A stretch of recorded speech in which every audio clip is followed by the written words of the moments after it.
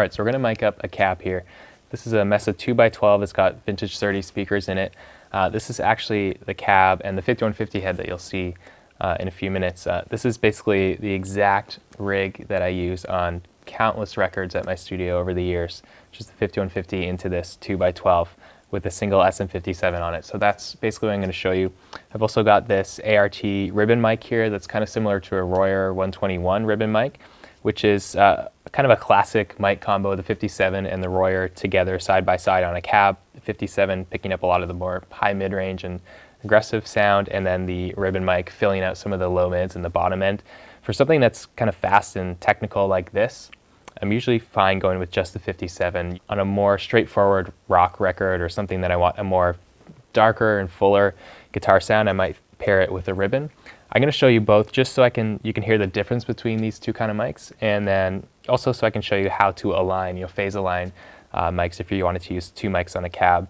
Other popular combinations would be a 57 and a 421, or sometimes even a condenser mic beside the 57. But honestly, if you find the right spot, especially for rock and heavy tones like this, or really anything, clean tones too, just the right spot on a cab with a 57, you'll be totally fine. So when it comes to finding the spot, basically the sweet spot usually is where the center of the speaker, so the dust cap, meets the cone. So right where those two sections meet, right at the edge is where I start. That's where I aim the mic, and usually I put it right up against the grill, maybe like a ½ inch back or an inch back maybe. So handy tool to have. In my studio I used to have a little flashlight. Now we've got flashlights on our phones, so we just use that. If you could shine a flashlight into the cab here, that lets you see where the different parts of the speaker are.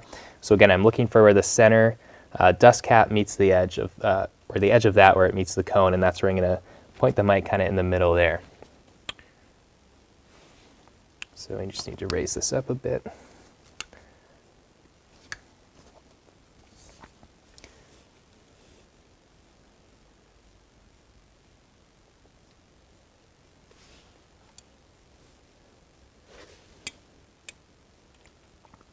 And for proximity to the amp, you kind of just got to hear it first, but usually I'll start really close like that.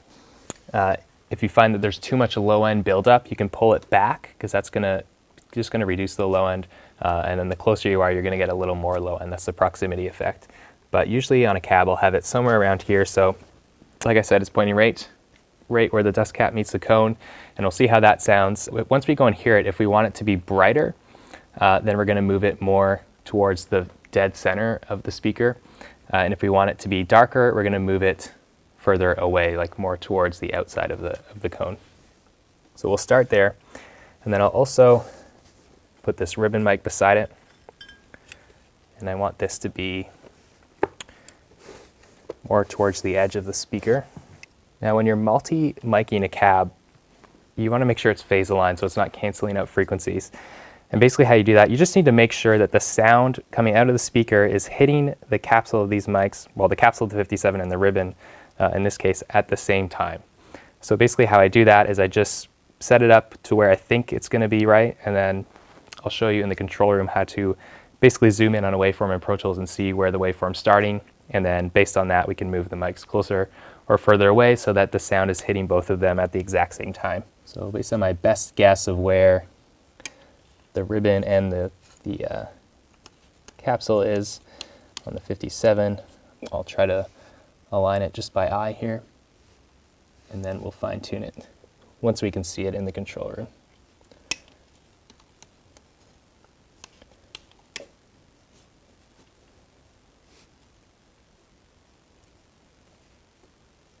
All right, so we've got the cab here up on top of a road case just to get it off the ground. If you're using a smaller speaker like this, it's good to just not have it right on the floor. It helps to decouple it from the room, and then also just so you're not really close to the floor getting any reflections.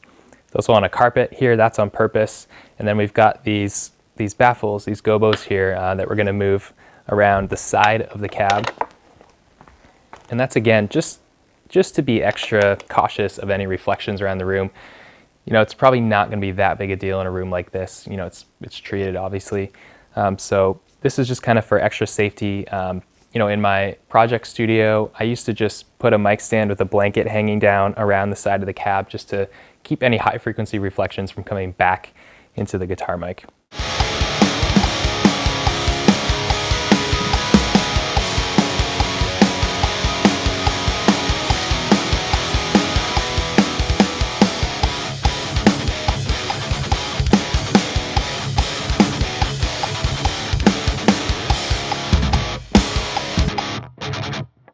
tone's sounding really good already.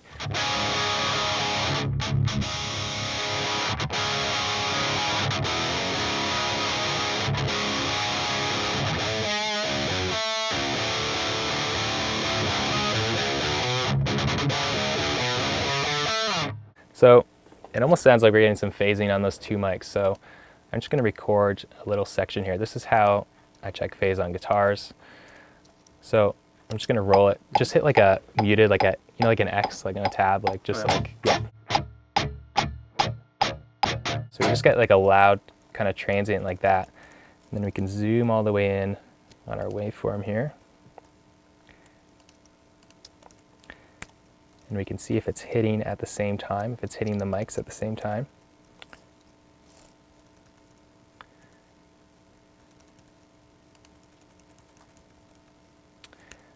So it looks like time-wise, it's very, very close here.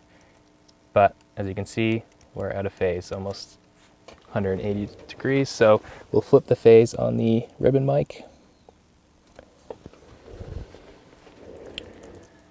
And let's see if we need to move the mics at all.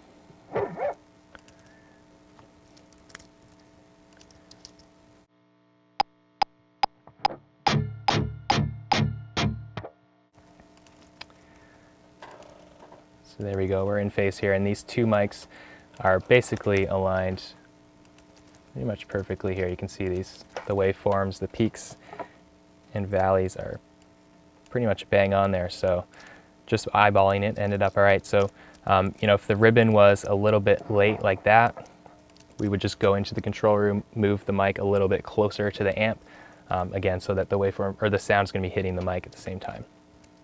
But we're good to go here. So now that we're in phase, let's check out what these two mics sound like blended together again.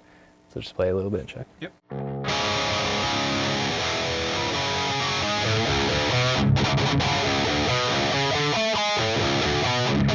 So that's the two mics together with the ribbon just fairly low underneath. So this is the ribbon muted. You can hear it's adding a lot of body, but for this type of music, it's not really necessary. I'm gonna go for, you know, the main tone just out of the 57, both for simplicity's sake, and I think it's just a classic go-to setup. There's no need to overcomplicate things. But now you know how to phase align two mics and some different options there. Hey guys, hope you enjoyed that clip from the hardcore tracking course. Now I just wanted to jump in and say, you saw me checking the phase between those two mics, the 57 and the ribbon, and because I've used that combo so many times, I kind of know where the capsule is on the 57 and where the ribbon is on a ribbon mic like that, so I got it time aligned on the first try. But at least now you know how to do kind of a big quick spike on the guitar track to check the timing and the transients and make sure you're time aligned. And again, if one of the mics is, you know, the waveform is a little bit behind the other, then of course you just need to move that mic closer or move the first mic farther back and then test it again until you get the timing right on that to make sure your mics are phase aligned. But yeah, I hope you enjoyed this clip from the hardcore tracking course. It really can be that quick and easy to get a great sound out of a guitar cab. Miking up just with a single SM57. And in fact, in that course, that's what we end up using. We don't even use the ribbon mic. Just wanted to do that for demo purposes. Most of the records I've made, most everything on my discography is just with a single SM57 in the right spot on a cab. So hopefully this helps you get better guitar tone, especially if you're miking up real amps. Yeah, hope you enjoyed this clip. Leave a comment below. Let me know what you thought. Maybe this simplified or cleared some things up for you, answered some questions. Let me know, and we'll talk to you guys soon.